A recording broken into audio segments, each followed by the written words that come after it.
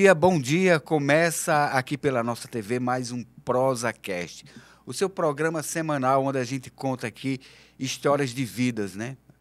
Toda semana a gente tem um convidado especial aqui e hoje a gente tem a alegria, né, a honra de receber o pastor Marcos Limeira, ele que é pastor da Primeira Igreja Batista, que está fazendo ainda, né, 80 anos aqui em Mossoró, a igreja. Não é o pastor que tem 80 anos, é a igreja que está completando 80 anos. Bom dia, pastor Marcos. Seja bem-vindo aqui ao ProsaCast na nossa TV. Ok, bom dia, Nilton. Eu quero desde já agradecer por essa oportunidade de estar aqui com você, com seus ouvintes, né, telespectadores nessa tarde, nessa manhã, e dizer da nossa alegria. Mas tem gente que vai ouvir à tarde, de noite, de manhã, de madrugada. Se né? Deus quiser. É porque vai para a internet, tá, pastor? Ah, legal, que bom. Pastor, como aqui é o ProsaCast, é uma prosa informal e a gente tem a oportunidade de conhecer um pouco da história de vida, nos fale um pouco como foi a sua infância, onde o senhor nasceu. Pronto, como todos sabem, né, eu sou da Bahia e a minha infância, na verdade, foi uma infância muito simples, né? Menino simples, cidadezinha pequenininha do interior da Bahia e filho de um casal pai de 8 pessoas, de 8 crianças, Nilton. E essa infância de cidade interiorana, que todas elas, de uma certa forma, independente da região, é muito parecida, né? Pastor, qual é a sua maior saudade? Rapaz, isso me toca um bocado porque, como eu estava te falando, eu tive a oportunidade de buscar meu pai o ano passado para passar uns dias aqui comigo, e ele passou 4 meses aqui na minha casa, e infelizmente em março desse ano ele faleceu, né? E essa saudade ainda está bem presente no meu coração, né? Saudade do meu pai. A minha mãe foi morar com Jesus em 2018 e esse ano foi a vez do meu pai também ir morar com o Senhor Jesus. Esse ano... Mês de março. Meus sentimentos, pastor. Quando a gente perde um ente querido, né? Certeza. É muito difícil, né? Pastor, o senhor teve um chamado para ser pastor. Como foi que assim, o senhor estava um dia e de repente, como é que acontece essa questão do chamado? A gente vê falar muito em chamado, mas às vezes a gente não entende como é que se dá esse chamado. Como foi na vida do senhor? O chamado é uma coisa muito forte, sabe, Nilton? Uma coisa muito forte e a gente percebe claramente que o chamado ele é algo assim irresistível, né? E eu tenho entendido que o chamado, quando Deus chama de fato alguém, quando Ele vocaciona alguém, ele se responsabiliza por quem Ele chama. Eu sempre tenho dito que Deus só tem compromisso com quem Ele chama, né? Ele só tem compromisso de fato com quem Ele vocaciona. Então quem Ele chama, Ele cuida, Ele sustenta, não obstante as adversidades. E esse é um sentimento assim que Deus coloca no coração da gente muito forte, né? Muito, ou seja, você entende que você não consegue ser alguém sem aquela prática daquela vocação. Você está entendendo? É como se você não estivesse exercendo aquilo ao qual Deus te talhou, te vocacionou. É como se você fosse um ser incompleto, certo? Então, para mim, a vocação é algo inerente, é algo que faz parte da vida. Então, é algo muito forte. É uma coisa que surge no coração, algo que surge no coração, é um chamado irresistível. Irresistível, né? E quando você, de fato, tem essa convicção, você entende que você pode ir, que o Senhor que te chamou, Ele vai também cuidar. Aí, durante esse chamado, o senhor foi para o seminário para se capacitar, né? Sim. Para exercer aquilo para que Deus o chamou, né? Uhum. Foi no Seminário do Norte, né, em Recife. O senhor veio do interior da Bahia para Recife. Qual foi, assim, a maior dificuldade que o senhor enfrentou nesse momento, assim, de ruptura, né? Sair de um canto para outro, para uma cidade talvez que o senhor nem conhecesse. Exatamente. Saí de uma cidade pequenininha do interior da Bahia e vim para morar em Recife, né? Capital de Pernambuco, cidade muito grande.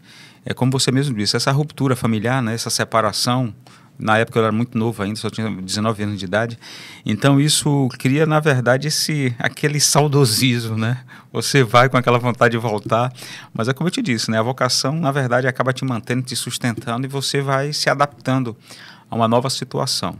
Então passei ali 4 anos em Recife, no seminário, onde Deus, de fato, nos ajudou ali nessa formação acadêmica.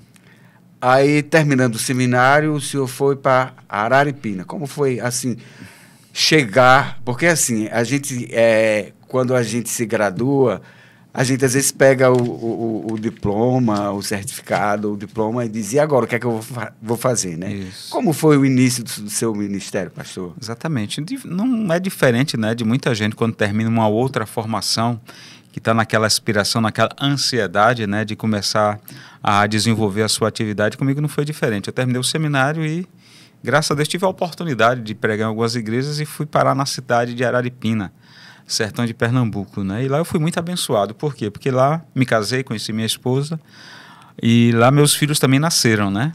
Meus filhos também nasceram na cidade de Araripina. Passei por ali 7 anos. Então, Araripina, o senhor nasceu na Bahia, mas Araripina foi onde o senhor construiu a sua... Deu início ao meu ministério seu pastoral, ministério, né? E construiu a sua família. A minha família. Então, Araripina tem é a sua segunda cidade, Araripina, né? de fato, faz parte da minha vida, Araripina. O senhor é formado em teologia, né? Sim. Mas assim, o senhor nunca parou de estudar, né? Sim. Aí, hoje, o senhor tem mais alguma formação? Eu tive a oportunidade, Deus me deu a oportunidade, né, Newton? Eu digo assim, que são oportunidades que Deus foi me concedendo, né? Como você disse, eu me lembro que uma vez alguém chegou para mim e fez a seguinte pergunta, você parou de estudar? Lá em Araripina, eu tinha começado o curso de letras. Aí eu disse, não. Aí a pessoa, mas você não está mais fazendo letras aqui na faculdade? Eu disse, não, eu não estou fazendo o curso, mas eu não parei de estudar, né? Mas eu concluí o curso de letras aqui na UERN, tive essa oportunidade. Aqui também na UERN eu fiz a especialização em filosofia e tive o privilégio também de fazer o curso de mestrado em filosofia na UFRN, né? Então são algumas oportunidades que Deus me deu e eu acredito que Ele me deu essas oportunidades também para mim contribuir e abençoar, né? Outras pessoas por meio desses meios aí do conhecimento. Ser pastor, né, é uma missão, né, que vem com o chamado, Sim. com a capacitação, né, porque Deus, como o senhor falou, realmente nos capacita, né, Ele chama e capacita, né. Uhum. Nos falam qual a importância, pastor? O povo fala muito evangélico, evangelismo, mas qual a importância do evangelismo dentro do exercício pastoral? Uhum. Nós acreditamos, Newton, que a evangelização, né, é o quê? É você simplesmente falar da pessoa do Cristo. A palavra evangelho significa o quê? Boas novas. O que são boas novas? Boas novas é você simplesmente anunciar para as pessoas sobre o reino de Deus, sobre o próprio Cristo. Então, quando você é alguém que teve e tem esse encontro com o Senhor, você tem uma vida totalmente modificada, alterada. Então, uma coisa que enche meu coração de alegria é quando eu ouço pessoas que tiveram uma vida pregressa, uma vida pautada muitas vezes por vícios, por alguns comportamentos que eram, assim, vamos dizer assim, comportamentos que destoam da sociedade, do ambiente social, pessoas que eram um tanto quanto hostilizadas, e de repente você vê essas pessoas tendo uma experiência de transformação, comportamento modificado. Então isso na verdade impacta a tua vida, né? Quando você ouve pessoas dizendo, pastor, olha, a minha vida mudou, a minha vida foi transformada com o poder do Evangelho de Jesus Cristo. Então eu acredito que não tem coisa mais extraordinária do que isso, né? Você, por exemplo, como eu citei o exemplo do meu pai, mas meu pai ele se converteu ao Evangelho, minha mãe se converteu ao Evangelho. Isso traz para o teu coração uma esperança, né? Então, um conforto. Apesar da partida, apesar dessa ruptura definitiva, você entende que essas pessoas estão com o Senhor. Pelo menos a gente acredita dessa maneira, né? Essa é a nossa esperança. E outra coisa, né, que eu queria que o senhor falasse com relação à adoração. Qual a importância da adoração na igreja? Adoração na igreja, né? Exatamente. Ela também não se resume só à igreja, né, pastor? Não. Mas a adoração em si. A palavra de Deus diz que, um texto que eu acho fantástico, quando Jesus conversa com a mulher samaritana, né, que ele fala, olha, os verdadeiros adoradores me adorarão em espírito e em verdade, né? Então a adoração, não, porque às vezes a gente restringe a questão da adoração, a questão do louvor, né? O louvor é uma forma de adorar, né? Pregar é uma forma de adorar. A nossa vida, na verdade, deveria ser um tipo de culto ao Senhor Deus, né? As nossas atividades deveriam estar diante do altar do Senhor 24 horas por dia, ou seja, toda atividade deveria ser uma forma de adoração ao Senhor, né? Porque a Bíblia diz o quê? Que Ele está à procura de adoradores, mas não só de adoradores, porém adoradores que o adorem em espírito e em verdade, ou seja, que haja essa intimidade. Então é imprescindível. Eu acredito que a vida do cristão, Newton, deve ser pautada justamente nessa questão da adoração. Da adoração. E com relação à educação religiosa, à EBD, Qual a importância? A gente vê muito falar, né? Em escola bíblica dominical, as pessoas sempre batendo nessa tecla, convidando as pessoas para participarem. Qual a importância da educação religiosa, da EBD, na vida do cristão? Tem um versículo na Bíblia que eu gosto muito, que é justamente Provérbios, capítulo 22, verso 6, quando o provérbio de Salomão, ele diz assim: ensina o menino no caminho que ele deve andar, pois até quando envelhecer não vai ser desviado desse caminho. Uma coisa que me chama a atenção no povo judeu é porque desde cedo eles procuram incutir essa prática nos seus filhos. Tanto é que quando um judeu vai para uma escola, ele já chega lá praticamente alfabetizado, já sabendo ler, tendo essa habilidade. A escola bíblica na verdade, é uma forma de quê? De você aprender da palavra, né? A palavra lá em João 8,32 diz o quê? Conhecereis a verdade vos libertará. Como é que você conhece a verdade? Por meio do ensino. Então, a escola bíblica dominical é uma forma de ensino, é uma forma de você estar ali em comunhão com outros irmãos, né? Não apenas aprendendo da palavra, mas também experimentando a comunhão de outros irmãos. Então, para mim, Newton, o ensino da palavra ela é simplesmente imprescindível, é essencial. Então, o crente que é assíduo frequentador de um EBD, ele vai ser alguém que vai a cada dia crescendo. Tem um irmão Level que vai completar agora 91 anos de idade. Level, ele literalmente, ele disse que foi forjado, né, na própria EBD, né, desde os 8 anos que ele participa de EBD. E é a escola que você nunca se forma e você sempre está aprendendo constantemente. Então, quem não vai, que aprenda aí. Né? Faça o convite aí, pode ir para aquela câmera e convidar você. Você que ainda não participa de EBD, você está desafiado a participar. Olha aí, o convite está feito. Pastor, a gente falou do Ministério em Araripina, mas como foi que o senhor chegou aqui em Mossoró, na primeira igreja batista? Pois é, Nilton, já está um tempão que eu estou aqui, né? Cheguei aqui, na verdade eu vim para uma convenção que aconteceu em Natal, no ano de 96, e lá, conversando com alguns irmãos daqui, né, na época, os irmãos disseram que aqui estava sem pastor, né? E o pastor interino na época, me parece que, aliás, era o pastor José Ribamar. Depois de que essa igreja foi pastoreada, né, por uma longa data pelo saudoso pastor Tonel, que eu também não tive o privilégio, né, a oportunidade de conhecê-lo. Creio eu que foi um gigante no período dele. E eu vim pregar, né? Acabei pregando, os irmãos me convidaram e nós estamos aqui, né? Meus filhos que nasceram em Araripina, cresceram aqui em Mossoró, né? E alguns anos atrás eu recebi até um título, né, de cidadão moçoroense. Sim, o senhor já é cidadão moçoroense? Coisa boa, né? Qual o maior desafio da igreja atual? Porque vai mudando, né? Sim. Pastor, com o tempo, os tempos vão passando, vão mudando e os desafios eles vão também aumentando, né? Sim. Qual o maior desafio da igreja atual hoje, pastor? Eu acredito, Newton, que o maior desafio da igreja atual é ela permanecer fiel, né? Fidelidade. Ou seja, a missão da igreja, ela permanece a mesma, que é qual? Que é justamente pregar o evangelho. Essa é a missão. A gente não pode, sob hipótese alguma, mudar o conteúdo. O conteúdo ele é inviolável, porque quem muda é esse conteúdo, que é o próprio Cristo. Eu sei que às vezes a gente precisa contemporaneizar algumas coisas, né? Essa contemporaneização não pode ferir a essência, né? Por exemplo, a gente está diante de várias tribos, usando essa linguagem mais sociológica, né? Nós estamos diante de várias tribos. Você se depara com gente de todas as formas. Por exemplo, pessoas que estão envolvidas com drogas, como é que você vai chegar para essas pessoas? Pessoas que estão envolvidas num ambiente de prostituição, como é que você vai chegar em um ambiente muitas vezes hostilizado? Se você chega com a armadura de uma certa forma fossilizada, você não vai permitir que esse evangelho que é aberto, que é transformador, alcance determinados ambientes. Por quê? Porque muitas vezes nós somos pessoas que nos fechamos no nosso mundo e nós nos esquecemos que diante de nós temos aí um universo extremamente carente, né? Eu estava citando para você no início, eu estou fazendo o curso de psicologia, que é um sonho antigo, né? Eu estou dentro de um ambiente universitário hoje com um monte de garotos. Eu falo um bocado de garoto porque eu tenho idade de ser pai de todos eles, né? Até os professores são bem mais novos do que eu. Então é um ambiente assim desafiador. Mas todos sabem que eu sou pastor, né? Todos sabem que eu sou pastor. Às vezes na época de provas eles chegam para dizer assim: pastor, olha pela gente, a gente vai fazer prova. Quer dizer, cria-se um ambiente ali, um ambiente de você entender que as pessoas, você pode orar por elas, você pode orar com elas, você vai criando ali laços. Esses laços, eles nascem a partir de uma instituição, mas são laços que desembocam mais tarde ali para a propagação do evangelho. As pessoas te identificam como o homem de Deus, que eles são coisas simples, né? Mas que a gente vive num mundo que está cheio de desafios, está assim, extremamente desafiador. Então tem sido uma experiência boa fazer psicologia, um sonho realizado. Está sendo realizado, né? Está sendo realizado, né?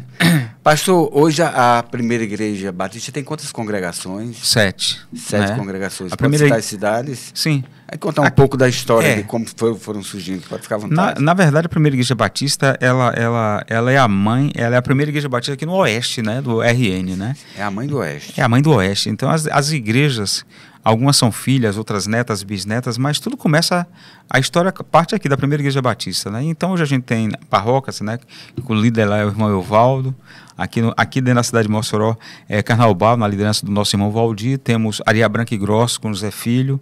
A mais novinha é Tibau, né, na direção de Daniel, que vai ser breve, ordenado ao Ministério Pastoral. Baraúna, né, que é Daniel, pastor Daniel, que está ultimamente ali na tutela, na direção, provisoriamente, do nosso irmão João Eude. Temos a nossa missionária ali na cidade de Governador de Serra Rosado. Eu acho que são essas, né? 7, totalizando 7. Pastor, hoje em Mossoró, os pastores podem fazer seminário aqui mesmo, né? Na cidade. Sim. Tem esse privilégio, não precisa ir mais para Recife, né? Isso.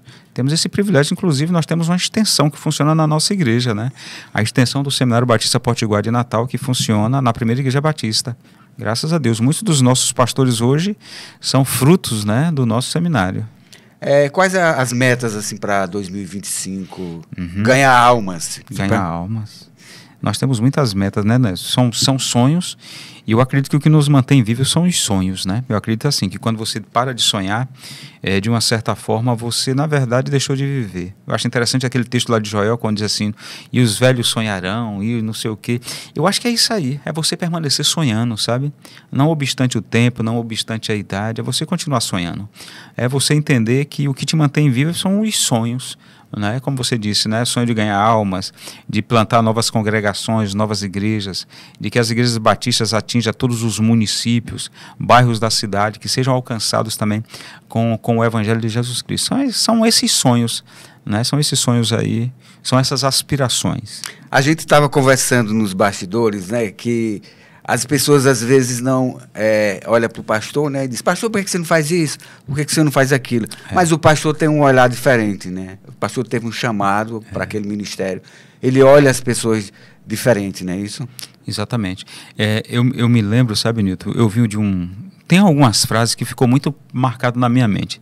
Eu vou citar alguns pastores, talvez hoje eles não sirvam mais assim, mas um pastor chamado René Kivitz, ele falou uma coisa muito interessante. Ele falou assim, primeiro Caio Fábio, né? Caio Fábio disse assim, Deus, ele tem compromisso com quem ele chama. Caio Fábio, Deus tem compromisso com quem ele chama. O Ed René disse assim, líderes que prevalecem precisam ter um profundo senso de vocação. Para prevalecer tem que ter vocação, senão não prevalece. Mas um outro que eu vi de um primo meu, que é pastor em Feira Santana, pastor Jadson, ele disse uma coisa interessante, ele disse assim, as ovelhas Deus dá a você para você cuidar delas. Né? Por exemplo, se você é empresário, se um funcionário não está dando certo no teu trabalho, você demite e troca por outro, tranquilamente, porque você está numa empresa. Igreja não é empresa. Igreja são pessoas, então as pessoas precisam ser cuidadas. É por isso que você se depara com gente que diz, se eu fosse o pastor, fazia isso. Certo, você faz isso porque você não é o pastor, não é? Outra coisa que é interessante da igreja é a democratização, ou seja, as pessoas são diferentes de várias classes sociais e tudo, e todo mundo se une ali na igreja, todo mundo Sim. igual, né? A igreja dá essa oportunidade das pessoas serem iguais. Como lidar, pastor, com tantas pessoas, além de muitas vezes problemas diferentes, com essa diferença entre pessoas, como lidar com isso? Exatamente, porque cada um reage de uma forma, né? Às vezes é o mesmo problema, às vezes é a mesma situação, mas as reações são diferentes. Isso eu vou lá para a Bíblia, né? Quando Moisés manda os espias ir olhar a terra prometida, quer dizer, eles vão olhar a mesma terra, eles vão para o mesmo ambiente, só que 10 daqueles espias voltam com um sentimento extremamente de derrotista, né? Cabeça baixa, dizendo, olha, a terra é boa de fato, porém, os homens que ali estão são gigantes e a gente vai ser consumido por eles. De contrapartida, Josué e Caleb têm uma outra visão, né? Não, a terra realmente é isso tudo aí, porém, o Deus que nos mandou lá vai nos dar a vitória. Então, as reações diferem muito, de pessoa para pessoa. Então, cabe a gente como tratar essas pessoas, né, Nilton? Esse é o grande desafio. né? Esse é o grande desafio. Entender que aquelas pessoas Deus te deu para você cuidar delas. Independente de quem elas são, independente de como elas sejam. Então esse é o desafio. Quando a pessoa não gosta do pastor, ela muda de igreja, ela procura um outro ambiente. Mas o pastor não vai estar mudando de igreja porque não gosta do irmão, pelo contrário, vai procurar cuidar, enfim, fazer a parte dele. O senhor estava falando de alguns homens da Bíblia. A gente vive num país que as pessoas são ansiosas, preocupadas, muitas vezes reclamam muito, né? Às vezes tem tudo, mas às vezes a pessoa não é grato, não tem gratidão, né? Isso. E o senhor citou o exemplo de Moisés, de Paulo. Eu queria que o senhor falasse um pouco da história de Paulo e Moisés, o quanto, diante das dificuldades, eles agiam diferente, com gratidão, sem reclamar. Sem reclamar. Eu citei o exemplo de Moisés porque, por exemplo, Moisés. Você vê que Moisés ele nasce num momento de caos, né? Quando o Egito quer, na verdade, se livrar do povo de Deus, os hebreus, né? Escravizando-os. E quando os meninos começam a nascer, a determinação do faraó é que os meninos sejam lançados no rio Nilo e morram. De contrapartida, o que é que acontece? Moisés é uma das crianças que é lançada no rio. E por ironia do destino, e eu não digo ironia do destino, porém soberania divina, quem é que acolhe Moisés? Quem acolhe Moisés é a filha do faraó, ou seja, aquele menino que estava destinado à morte, ele agora cresce dentro do palácio do faraó. As estratégias que ele aprende ali são as estratégias que ele vai usar quando Deus o chama para libertar o povo do cativeiro egípcio. E de fato ele é o libertador, Deus o chama para ser o libertador. E ele passa 40 anos no deserto com o povo, só que quando Deus manda ele tocar a rocha, ele bate 2 vezes na rocha e por conta disso ele é privado de entrar na terra prometida. O que me chama a atenção em Moisés, a admiração por ele, é que Moisés não reclama da situação. Ele não diz, poxa vida, Deus, eu passei todo esse sofrimento com esse povo e na hora de usufruir da terra prometida eu estou privado disso aí. Não, pelo contrário. Ele não entrou na terra prometida, mas ele não retruca, ele não se desespera. E Paulo, a grande maioria das cartas paulinas, ele escreve da prisão, né? E você só sabe que ele está preso por uma questão histórica, ele também não reclama da prisão. Me lembra daquele texto quando ele diz o seguinte, olha, ninguém foi comigo quando eu estava no tribunal, todos me abandonaram, mas Deus nunca me abandonou, Deus sempre esteve comigo. Alexandre o Latueiro fez de tudo para me destruir. E alguns que estavam comigo se afastaram da fé. E ele diz o seguinte, olha, alguns eu mandei para determinados lugares, ou seja, os poucos que ficaram com ele, ele distribuiu para outras missões. Mas ele não reclama, né? Ele não reclama. Por quê? Porque a presença de Deus na vida dele é uma coisa tão forte que transcende todas essas circunstâncias, todos esses momentos, que facilmente nos abateria, que facilmente nos transformaria em pessoas derrotistas. É por isso que é muito comum você se deparar com crentes que por qualquer motivo fica frustrado, por qualquer motivo se desespera. Não é? A gente vive nesse ambiente, então a gente percebe que esse ambiente se cria por esse distanciamento do Senhor. E o apóstolo Paulo que escreveu o Posso Todas as Coisas, né? Filipenses 4,13, né? Posso todas as coisas naquele que me fortalece. Às vezes as pessoas usam distorcem, né? Às vezes as pessoas usam esse versículo como um chavão, né, justamente diante de determinadas circunstâncias. Mas o apóstolo Paulo, antes do versículo 13, ele vem falando das agonias, ele vem falando das dores, ele vem falando dos sofrimentos. O versículo 13, ele diz assim, depois de todo sofrimento e angústia, ele diz, eu posso todas as coisas naquele que me fortalece. Quando ele diz que posso de tudo naquele que fortalece, não só é coisa boa. Ele está dizendo coisas ruins, eu também posso naquele que me fortalece. Tribulações, eu também posso naquele que me fortalece. Então, eu posso passar por todas as coisas naquele que me fortalece, naquele né? que me fortalece. Não é só dizer que eu posso tudo, não, né? Às vezes as pessoas meio que distorcem um pouco, mas o versículo é muito mais profundo. Mais profundo. É tipo o Salmos 23, quando o salmista diz, no Salmos 23:1, o Senhor é o meu pastor e nada me faltará. De fato, não falta nada. Não falta tribulação, não falta luta, não falta, muitas vezes, desespero, não falta nada. Mas a consciência que a gente tem que ter é o seguinte, que o Senhor também não nos falta. Essa é a questão. O Senhor não nos falta. A presença dele conosco é constante. Por isso que a gente vence. Não é porque a gente é melhor, é porque o Senhor é presente. Tem algum líder religioso assim que o senhor admira? Personagem. Um personagem? Sim, com certeza. Newton, uma pessoa que era minha mãe. Eu me lembro que eu ligava para minha mãe um dia sim, um dia não, um dia sim, um dia não. Eu ligava para minha mãe, na verdade, não era, às vezes era só para ouvir a voz da minha mãe. Você está entendendo?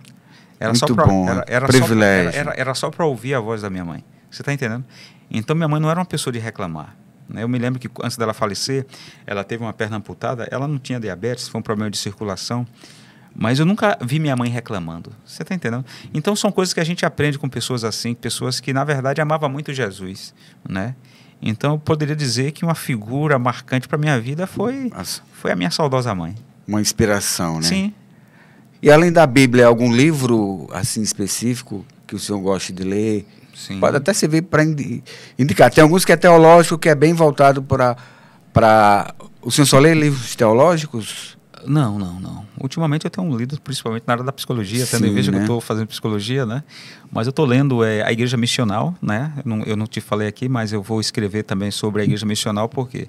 Porque eu concluí os créditos no doutorado em ministério, eu tenho que escrever justamente, e a minha praia vai ser justamente a Igreja Missional. O que é a Igreja Missional, Nilton? A Igreja Missional é aquela igreja que transcende justamente todos esses ambientes. Por exemplo, a missão, ela não está limitada ao missionário, não está limitada ao pastor. A missão, ela é de todos nós. A missão é de todo crente convertido. Todo crente convertido precisa encarar que ele é um missionário.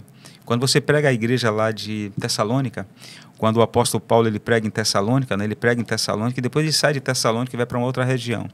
E quando ele chega em determinada região que ele vai falar do evangelho, as pessoas, a gente já sabe do evangelho. Aí Paulo pergunta, quem falou? Os crentes de Tessalônica. Importância Ou seja, de missões. Né? Aqueles crentes que Paulo havia evangelizado agora se tornam missionários também. Você está entendendo? Então, quando você se converte, você é um missionário. E isso é fantástico. É você levar as pessoas a compreenderem que elas fazem missão, não é só no domingo à tarde, não é só naquele ambiente restrito, não, é todo dia, é toda hora, é 24 horas por dia. Por isso que lá em Atos dos Apóstolos diz que o Senhor acrescentava à igreja, dia a dia, o número de salvos. Não é só no domingo à noite, é todo dia. Ainda falando em missões, a Igreja Batista e outras igrejas têm missionários espalhados por toda parte do mundo, né? Uhum. Mas isso não quer dizer que a gente não seja missionário onde a gente está, né? Uhum. A gente pode contribuir com missões, que é aquela história de segurar a corda, né? O missionário vai e a gente fica intercedendo e ajudando, né? Como pode. Então, a gente tem essa responsabilidade como cristão de ser missionário, né? Missão é a razão de ser da igreja, né, Nilton? De ser da igreja. Missão, algumas pessoas até dizem que o primeiro missionário foi Deus, né, que enviou o seu filho Jesus, né, justamente para nos alcançar. Então, missão deve ser a razão de ser da igreja. A igreja que não faz missão, ela sucumbe, ela morre. Então, missão é a razão de ser da igreja. E a Bíblia fala do ide, né? O ide. Ide por todo mundo. Exatamente. Ide por tua cidade, tua rua, teu bairro. E a Bíblia nos manda não só ir, a Bíblia manda ir, pregar e ensinar. Então a gente tem toda essa incumbência. Que é a questão do... Agora nos fala um pouco da questão do discipulado. Exatamente. A gente escuta muito essa palavra, né? Muito. Eu vou discipular tal pessoa, vou cuidar de tal pessoa. É um desafio. Qual a importância? É um desafio, né? É imprescindível, é um desafio, Nilton. O discipulado é um desafio, né? Fala-se muito de discipulado, a questão as pessoas às vezes se orgulham, abrem o coração e dizem, eu tenho 20 anos de igreja, 30 anos de igreja, mas a questão você tem discipulado alguém, você tem cuidado de alguém, você tem, na verdade, dividido sua vida um pouco com aquela pessoa? O apóstolo Paulo ele fala isso a Timóteo, né? Ensina aos outros, né, aquilo que você aprendeu de mim, não é? Então o ato de discipular é isso, é ensinar. Você ensina através da palavra, você ensina por meio da sua vida, para que as pessoas se espelhem em você. Isso é discipulado, né? As pessoas vão olhar para você. Me lembro de um pastor que pregou uma vez aqui. Ele contou a história de um rapaz na igreja dele, né? Que estava no culto e tal, e de repente, na hora do apelo, do convite, um casal veio à frente. Aí aquela pessoa ficou envergonhada. Aí disse, pastor, eu estou com vergonha. Por quê? Porque aquele casal ali, eles são meus vizinhos. E eu nunca falei de Jesus para eles. E hoje eles estão aqui na igreja tomando a decisão por Jesus. Aí ele foi falar com aquele casal, né? Disse, olha, eu queria te pedir desculpas, eu nunca te evangelizei, nunca falei de Jesus para você. Aí o rapaz disse, rapaz, você está enganado. Eu estou aqui por sua causa, eu tenho acompanhado a sua vida. A vida também fala, né, seu pastor? Testemunho, eu estou aqui por sua causa. Ou seja, então é uma forma de você ministrar a palavra por meio da vida. A vida às vezes fala muito mais do que muitas palavras. A vida impacta. Pastor, na vida do cristão é muito importante a oração, né? Eu queria que o senhor nos falasse um pouco sobre a questão da oração e leitura da palavra de Deus. E qual a estratégia que o senhor usa, né, para ler a Bíblia, orar? É uma disciplina, sabe, Nilton? Tudo é uma questão de disciplina. Então, eu tenho o hábito de ler a palavra diariamente. Então, eu não posso ficar sem ler a Bíblia diariamente. Não é uma questão de religiosidade, é uma questão de hábito. Não tem pessoas que todo dia tem que tomar café, enfim, tem alguns hábitos que lhes são peculiares. Então, para mim, a leitura da palavra é um hábito imprescindível. Porque a palavra de Deus é o quê? É alimento, né? É alimento. A oração é imprescindível. A gente tem uma sala de oração diária na igreja. De domingo a domingo, de 6 às 7 da manhã. A gente usa aquele aplicativo Google Meet, né? Sim. E todo dia, de 6 às 7, a gente está ali orando. Então, é um hábito, se tornou um hábito.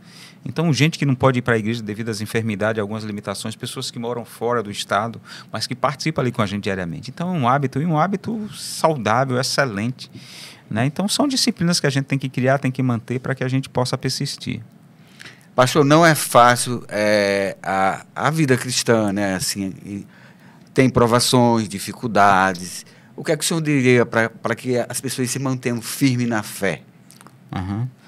Exatamente. Pode citar algum exemplo também de algum personagem bíblico, fica à vontade. Claro. A persistência na fé é o que nos mantém. A palavra de Deus diz o quê? Aquele que perseverar até o fim vai ser salvo. Isso, na verdade, não está dizendo que a salvação se dá por meio da minha perseverança. Não. O que está dizendo aqui é o seguinte, que quem é salvo, ele persevera. Certo? Ele persevera. Por isso que a palavra de Deus diz que quando você se converte verdadeiramente, você é liberto. Não estou dizendo que você não passe por altos e baixos na vida, passa. Você passa por angústia, tribulação, às vezes vontade de desistir, até porque nós somos humanos, né? Por isso que todo ser humano, ele passa por crise, ele fica ansioso, ele passa por tribulações, isso é natural. Não adianta a gente querer aqui glamourizar as coisas e romantizar. Não. Você passa por dificuldades, você adoece, você fica enfermo, você fica depressivo, você experimenta ansiedade. Mas você tem que entender o seguinte, que a soberania de Deus, a última palavra vai ser sempre do Senhor, né? Você tem que entender que vale a pena estar firme, vale a pena se manter fiel ao Senhor. Não obstante as tribulações, não obstante às vezes as críticas, mas você tem que se manter firme, né? Porque aquele que está com você, ele é o teu sustentador, é o teu sustentáculo. Então você ter uma vida devocional. Um dos segredos para se manter firme é a manutenção de uma vida devocional. Para mim isso é imprescindível, é inegociável. Um versículo, a Bíblia tem inúmeros versículos, mensagens maravilhosas, edificantes, e que alimenta a alma, né? Quando a gente lê a Bíblia, a gente se alimenta, a gente conhece, é uma forma de a gente também Deus falar conosco através da palavra. Mais um versículo assim que o senhor poderia deixar para os nossos telespectadores e explicar um pouquinho dele. Claro. Efésios capítulo 2, verso do 8 a 10, o apóstolo Paulo diz assim: porque pela graça sois salvos, por meio da fé. Isso não vem de vós, é um dom de Deus.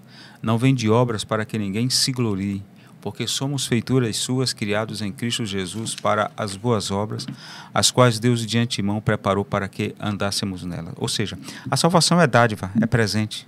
Eu não tenho mérito algum, não tenho merecimento nenhum. Não são as obras que me levam à salvação, nada disso. A salvação é fruto único e exclusivamente da graça do Senhor, certo? O que eu tenho que fazer depois de salvo. Agora sim, as boas obras não é para ser salvo. As boas obras é uma resposta que eu dou àquilo que Ele fez por mim. O que Ele fez por mim foi a salvação. E a melhor coisa do mundo chama-se salvação eterna. Tudo aqui na terra é passageiro, né? Tudo aqui na terra passa, literalmente passa. Mas a gente tem que plantar para a eternidade, a gente tem que amar mais a eternidade. Porque esse mundo ele está fadado a sucumbir, mas a eternidade está aí. A questão das obras são consequência da nossa fé, né? Exatamente. Que a fé sem obra, né? Isso. Ela é morta. Pastor, algum lugar que o senhor deseja conhecer que ainda não foi? Sim, algum lugar. Pode ser Brasil, pode ser fora do Brasil também, né? Sonhar não é... É de graça. É de graça. Na verdade, eu confesso que eu já tive mais sonhos, assim, mais vontades, né? De ir para alguns lugares. Mas um local hoje, quem sabe, seria Jerusalém, né? Eu me lembro de ouvir o pastor Luiz Saião falando, quando ele sempre faz aquelas viagens religiosas para Jerusalém, ele disse que andar por Jerusalém é como se você estivesse lendo a Bíblia em 3D, né? É você lendo ali a história e passando por cima daqueles locais históricos, né? O local onde Jesus foi sepultado, ali o monte, enfim, é como se fosse uma leitura 3D. Eu acho que talvez Jerusalém, né? Pastor, como o senhor avalia, assim, na sua opinião, a importância, né, da família, né?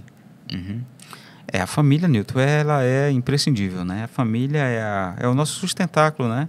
Tanto é que a família é criação divina, tanto é que quando Deus cria Adão, lá no Éden e cria todos os animais, os pares, ele olha e diz assim, não é bom que o homem esteja só, né? Vou fazer uma companheira, uma ajudadora, alguém que lhe seja idônea, compatível a ele. Por isso que ele cria a Eva, por conta da solidão.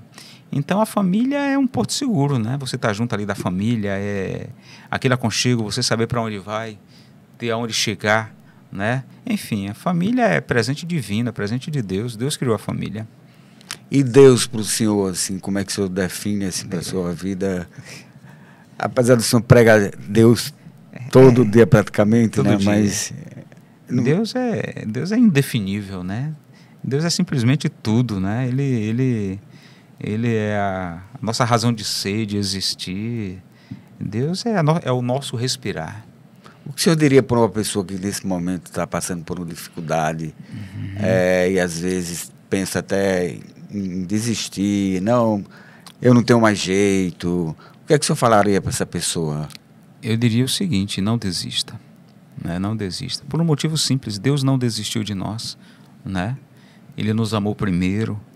E Niel, que você conhece muito bem, né, Niel? Niel se converteu ao Evangelho e ele participa do PGM na minha casa, ele está agora viajando, mas ele falou uma coisa interessante, ele disse, pastor, eu queria tanto que meus pais estivessem aqui para me ver hoje, né, o que Deus operou na minha vida. Eu falei, teus pais não estão aqui, mas o você estar aqui tem muito a ver com as intercessões da tua família para com a tua vida. Muitas pessoas, pastor, têm esse arrependimento quando se fala de família, porque muitas vezes não aproveita, não tem tempo de qualidade com família. Muitos disseram aqui que morava perto da casa da mãe, às vezes não ia lá, e hoje sente falta do café da mãe e tudo, né? Então aí é onde entra a importância da família, do estar junto. O senhor, eu não sei, eu já fiz essa pergunta, eu não estou mais nem lembrado. Se o senhor tem algum arrependimento, eu perguntei, não. Não, acho que eu não perguntei, não. Né? Tem alguma coisa que você se arrepende? Em se tratando de família, sim. Você falou uma coisa muito interessante, né? Às vezes, quando a gente olha para trás, a gente vai percebendo que o tempo ele passa muito rápido, né? Muito rápido, muito rápido. Coisas que você poderia ter feito que você não fez e você olha para trás e você, puxa vida, né? Por exemplo, meus filhos cresceram, já são homem e mulher, casados. E eu poderia ter brincado mais com eles, poderia ter... Aí parece que o pessoal hoje diz assim, os netos são maravilhosos. De fato são, mas para os avós eu percebo que os netos se tornam maravilhosos porque é uma forma deles compensar aquele tempo que eles não tiveram com os filhos. Então os netos hoje são como se fosse um brinde, né? O pessoal diz, rapaz, ser neto, cuidar dos netos hoje é uma bênção, é um amor diferente. Mas se a gente analisar direitinho, tem a ver com isso. É porque você não teve tanto envolvimento com teus filhos e os netos hoje é uma oportunidade que Deus te dá para você não repetir o mesmo erro. Pastor, por falar, voltando ao assunto igreja, né? Por que existem outras denominações, né? As denominações, elas surgem, na verdade, são fruto da nossa humanidade, né? As igrejas, seja elas quais forem, são criações humanas, né? Todas elas. Então, muitas delas surgem como fruto de vaidade, muitas delas surgem como identidade personalista de alguns líderes que criam as igrejas à sua imagem e sua própria semelhança. E sem falar naquelas que, infelizmente, surgem como meio de comércio, infelizmente. Falo isso com muita tristeza, mas a gente se depara com esse tipo de realidade. Outra coisa, pastor, o senhor tem uma vida muito corrida, né? É pastor, isso. Pai de família, estudante, né? Universitário. Mas nas horas vagas, assim, o que é que o senhor gosta de fazer? É isso aí, Nilton, o que é que eu gosto de fazer? Eu queria fazer muitas coisas, né? Mas infelizmente o tempo... Mas queria ter mais tempo de convívio com a família, né? De estar junto mesmo ali, de vira e mexe, que aí vai lá em casa, leva o neto, né? E é uma festinha com ele, né? Meu neto, Elisiane agora também que está grávida. Tempo mais próximo da família, né? De repente, quem sabe uma oportunidade de viajar junto com a família. Com a família, em família. Em família. Pastor, o senhor pratica alguma atividade física? Rapaz, eu estou praticando, viu, Nilton? Fui inspirado pelo meu filho quando ele fez o concurso, que ele teve que fazer o TAF. E Ivone também hoje corre, Elisiane. Aí eu estou correndo também, sabe? Estou tendo o hábito de correr e quase todo dia eu corro 5 km, uma benção. Mas já está correndo para competir, não? Não. Competir só comigo mesmo. Só competindo com o senhor mesmo. Outra coisa, pastor, tem algum louvor preferido? Tenho, sim. Tem louvores que eu gosto muito, que falam muito ao meu coração. Pode falar mais de um. Ah, tá. Rapaz, um cara que eu gosto muito ainda de ouvi-lo é o próprio Armando Filho, viu? Armando Não é? Filho. Quero que valorize o que você tem, nenhuma condenação há. Esses hinos do Armando Filho, na verdade, são hinos que são... Do cantor cristão, eu gosto muito do 154, né? Do nosso cantor cristão, aquele também 89, que fala do sangue de Jesus Cristo. São hinos que, na verdade, são marcantes e que são não são apenas alguns cânticos aleatórios, são, na verdade, histórias, né? Pastor, tem um hino que narra uma história bem dramática que aconteceu. Não sei se foi um naufrágio. Uhum. O senhor lembra qual é esse hino? Eu sei qual é o hino que o autor, quando ele fez esse hino... Mas o senhor pode contar a história do hino, né? Que ele fala que sou feliz com Jesus, né? Sou feliz. Sou feliz, né? Isso. É uma história fantástica porque, aliás, fantástica sim, né? Para nós hoje. Mas a história desse hino é quando o autor, ele faz uma viagem para a Inglaterra. Ele havia tido um problema, ele era advogado e me parece que o seu escritório tinha pegado fogo. E ele vai para a Inglaterra, me parece que se encontrar com Spurgeon. E ele vai primeiro, depois a família vai. E no caminho há um naufrágio e as filhas dele morrem, né? 2. E ele vai olhar o local onde as filhas tinham morrido afogadas. E ali ele compõe essa música, Sou Feliz, né? Parece uma ironia você dizer que é feliz diante de uma tragédia, né? Mas a felicidade dele, ele estava dizendo que não estava limitado à circunstância. Pelo contrário, a felicidade dele está no Senhor, certo? Quando você tem a sua felicidade no Senhor, você entende que você tem uma felicidade real, legítima, independente de circunstâncias. Então ele fala de paz, né? E de felicidade em meio a uma... Em meio à dor. Em meio à dor, né? Pastor, a gente já está chegando ao final. Uhum. Eu queria que o senhor olhasse ali para aquela câmera e fizesse alguns agradecimentos. Tá certo. Pode ficar à vontade aí. Obrigado. Quero, em primeiro lugar, agradecer a Deus por essa oportunidade de estar aqui. Agradecer a Newton pelo convite, né? De estar participando aqui do seu podcast. A minha gratidão e o meu desejo é que esse trabalho que o Newton está fazendo possa prosperar, que muitas pessoas possam ter a oportunidade de ouvir, de vir aqui também, e que muitas vidas sejam tocadas, né, com os testemunhos que aqui são dados, e que Deus esteja abençoando ricamente a cada um de vocês que vão ter a oportunidade de estarem ouvindo essas palavras simples que aqui foram partilhadas. Se quiser, esse podcast vai passar na TV, mas também vai para a internet, né? Se o senhor quiser mandar algum agradecimento a alguém que está fora de Mossoró, pode ficar à vontade. Tá certo. Quero mandar um abraço aí, né, para os irmãos lá da Bahia, da minha cidade, Itajuípe, aqueles que puderem ter a oportunidade de mais tarde ver esse podcast. Para minha igreja aqui em Mossoró, a todos os irmãos, né? Mandar um alô também para minha irmã Sônia Couto, que foi visitar a filha dela lá na Outra América. Que Deus esteja guardando vocês, para minha família, minha esposa, meus filhos. Para todos vocês, um grande abraço, que Deus continue cuidando da gente, abençoando a gente. E eu queria que o senhor encerrasse com mais um versículo para edificação, né, daquelas pessoas que estão, para os nossos telespectadores aqui da nossa TV. Certo. Então, o texto de Romanos, capítulo 10, versículo 9 e 10, que Paulo diz assim, capítulo 10, deixa eu ler aqui, Nilton. Pode ficar à vontade, pastor. Capítulo de número 10, versículo 9 e 10, o apóstolo Paulo diz o seguinte: Porque se com a tua boca confessares a Jesus como o Senhor, e em teu coração creres que Deus o ressuscitou dentre os mortos, serás salvo. Pois com o coração é que se crê para a justiça, e com a boca se faz confissão para a salvação. Amém. Amém. Pois, pastor, muito obrigado, viu? Opa, eu agradeço. Pelo o senhor ter aceitado o nosso convite. As aqui a ordens. nossa TV agradece aqui. Obrigado. De coração, é uma honra tê-lo conosco. Obrigado. E voltaremos outras vezes Se aqui, Deus quiser. se Deus quiser. Amém. E Obrigado. o nosso ProsaCast, né, de hoje fica por aqui. Obrigado a todos pela audiência. E não saia daí, porque daqui a pouquinho vem o Papo de Sábado. Tenha um bom dia, um bom final de semana a todos. Amém.